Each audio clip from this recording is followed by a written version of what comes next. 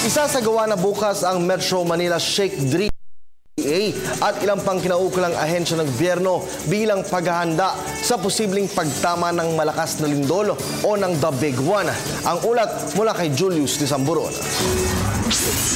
Dahil sa inaasahang nasa 7 milyong individual ang siyang makikilahok para sa malawakang earthquake drill ngayong Hulyo at 30, walang patid na ang ginagawang paghahanda at paglalatag ng mga programa ng Metropolitan Manila Development Authority hinggil dito.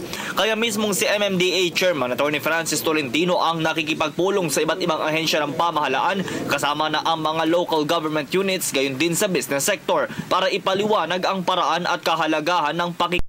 2 araw at 2 oras bago ang drill, isang text blast ang ipapakalat ng National Telecommunications Commission. Isang malakas naman na sirena o alarma ang siyang maririnig kasabay ng pagtunog ng mga kampana ng simbahan, hudyat na simula na ang drill. Tatagal ng 1 oras ang nasabing drill mula alas 10:30 hanggang alas 11:30 ng umaga.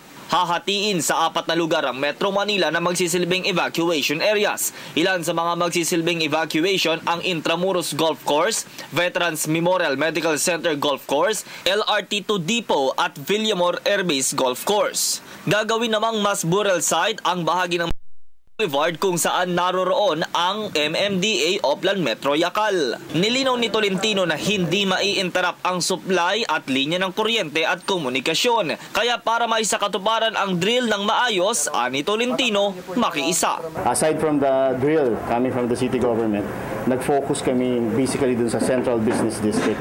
Nagkahanda kami, ginawa yung mga advice ng mga expert, ginawa na natin. Namahagi din ng MMDA ng halos 50 mga tablet at computer set na magagamit ng lokal na pamahalaan sa Metro Manila para sa nasabing drill.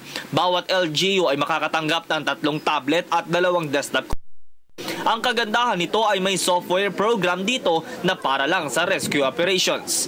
Hawak lang ng mayor at saka ng emergency team niya, local TRIMC, for local use. Nakipagpulong din ang MMDA sa iba't ibang embahador para pag-usapan ang magiging aksyon at kaukulang tulong sakaling tumama na ang The Big One. Paghahandaan po nila yung senaryo na kung talagang may lindol, i-airlift po sila sa Tagaytay. At yun naman po mga bansa na tutulong kung tayo tatamaan ng lindol, Korea, Japan, Canada, Australia, US, doon po magmumula yung communications. Para sa Telebisyon ng Bayan, ako si Julius.